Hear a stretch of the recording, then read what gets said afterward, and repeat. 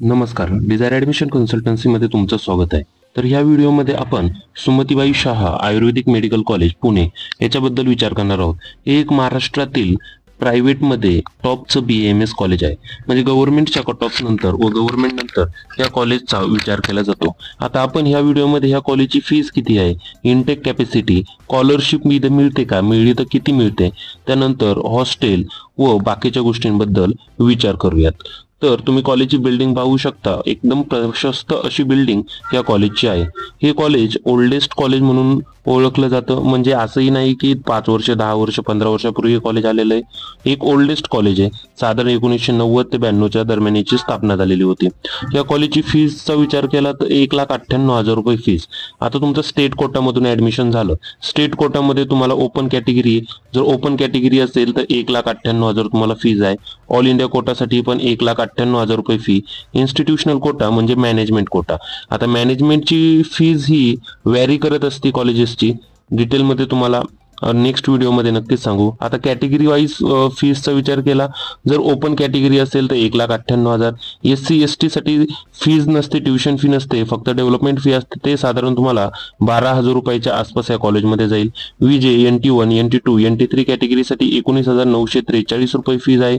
OBC SBC साठी 99,000 व EBC EWS SCBC साठी साधारण 99,000 रुपये फीज तुम्हाला या कॉलेजची लागते. आता फीस साठी ऑल डिटेल्स असतात. म्हणजे काही कॉलेजेस आहेत ते सुरुवातीला फुल फीस घेतात, तर काही कॉलेजेस जे आपले म्हणजे काही कॉलेजेसने तर सुरुवातीला फीस घेतली व काही कॉलेजेस ऍडमिशन झाल्यानंतर किंवा 6 महिन्यानंतर 1 वर्षानंतर तुम्हाला स्कॉलरशिप देतात. ते तुम्ही विचार केला पाहिजे. कॉलेजचं तुम्ही हॉस्टेल पाहू शकता. एकदम व्यवस्थित असे कॉलेजची हॉस्टेल आहे.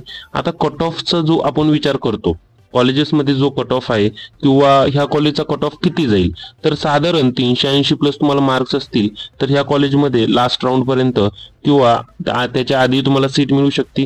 काही वेळेस कसं होतं, जर स्पॉट राऊंड झाले किंवा स्ट्रे राऊंड्समध्ये कॉलेजेसचे कट ऑफ सीट्स वॅकंट असल्यामुळे कमी येतो. असंही नाही की फक्त हाय मार्क्स असतील तर तुमचं ऍडमिशन होऊ शकतं व IQचं तुम्हाला खूप कमी मार्क्स असतील, म्हणजे एकदम लो मार्क्स असतील, 120 130 150 याच्या आसपास मार्क्स जरी असतील तरी तुमचं IQ मधून ऍडमिशन होऊ शकतं. कमीत कमी फीज मध्येही ऍडमिशन या कॉलेजमध्ये होऊ शकतं.